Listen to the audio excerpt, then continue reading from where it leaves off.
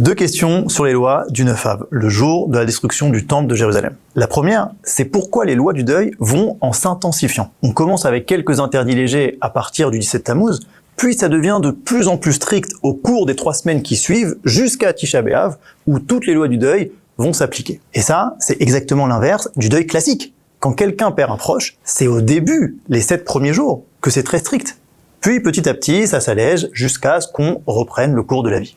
Alors pourquoi ici, on doit justement monter en intensité? La deuxième question, c'est pourquoi Tisha B'Av mélange 2 systèmes de halakha, 2 systèmes de lois juives qu'on trouve dans la Torah. D'un côté, les lois du deuil, on ne s'assoit pas sur une chaise, on ne change pas de vêtements, on n'étudie pas la Torah. Et de l'autre côté, les lois de Yom Kippour. On ne mange pas, on ne boit pas, et ce pendant 25 heures, comme à Yom Kippour. Et ces 2 systèmes, ils sont pas seulement différents, mais ils sont contradictoires. Parce que le deuil, c'est le manque, c'est de dire, il n'y a plus. Et Yom Kippour, au contraire, c'est la réparation, c'est la tchouva, c'est l'espoir qu'on peut réparer ce qui a été cassé. Mais en vérité, ces contradictions, elles sont justement là pour nous aider à mieux comprendre et à mieux vivre le sens de Tisha B'Av. Parce qu'avant tout, le but de cette journée, c'est de prendre conscience qu'il nous manque quelque chose. Pour une conscience juive, quand on aspire à la reconstruction du temple, c'est pas vouloir seulement un grand bâtiment, mais c'est aspirer à une autre réalité. C'est aspirer à un monde plus connecté, plus harmonieux, à une vie qui a plus de richesse, plus de profondeur. Imaginez-vous un monde où chaque individu, chaque nation trouve exactement sa place, l'endroit où il peut complètement s'exprimer, s'épanouir, et en même temps où chacun ressent de manière très forte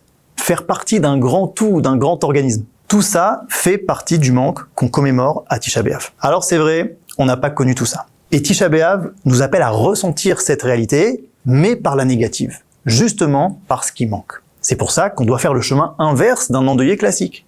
On commence dans une sorte de normalité qui devient petit à petit de plus en plus dérangeante. En fait, c'est pour ça que les lois du deuil vont en s'intensifiant, pour nous faire prendre conscience que justement notre vie n'est pas normale. Et maintenant, pourquoi ce mélange entre les lois de deuil et celles de Yom Kippour? Parce qu'il faut comprendre pourquoi on jeûne. On ne jeûne pas seulement pour ce qu'on a perdu, mais on jeûne pour ce qu'on n'a pas encore. Les pleurs de Tisha B'Av, c'est pas seulement de la tristesse, mais c'est prendre conscience de ce qui manque pour pouvoir reconstruire. Donc, moitié deuil et moitié Yom Kippour.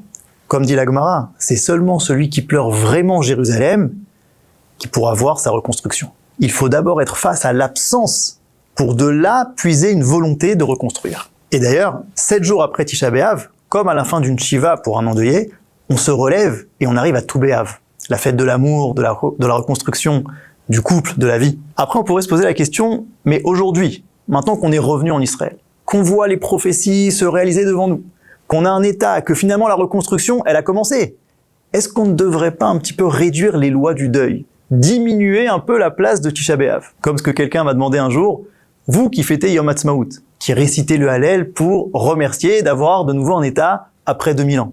Pourquoi vous êtes encore triste à Tisha B'Av? La première réponse, elle est simple. À Yom Ha'atzmaut, on remercie pour ce qu'on a.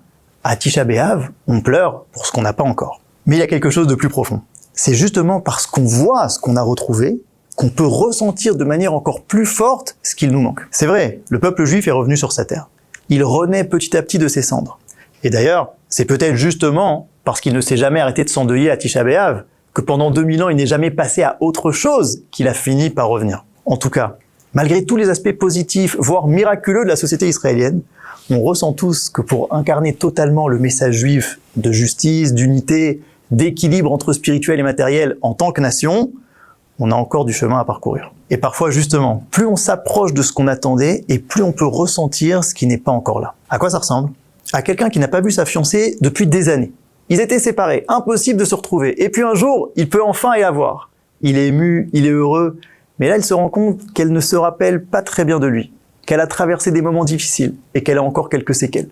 Alors va naître en lui un double sentiment. D'un côté, la joie d'être enfin réunis, mais de l'autre, une conscience beaucoup plus fine du chemin qui reste à faire. C'est pareil pour Tisha B'Av. Pendant l'exil, tout nous paraissait tellement lointain, tellement utopique, que le manque était vécu de manière très globale.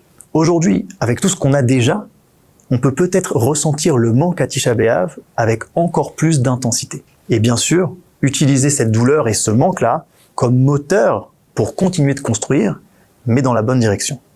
Tzom Moïl à tous.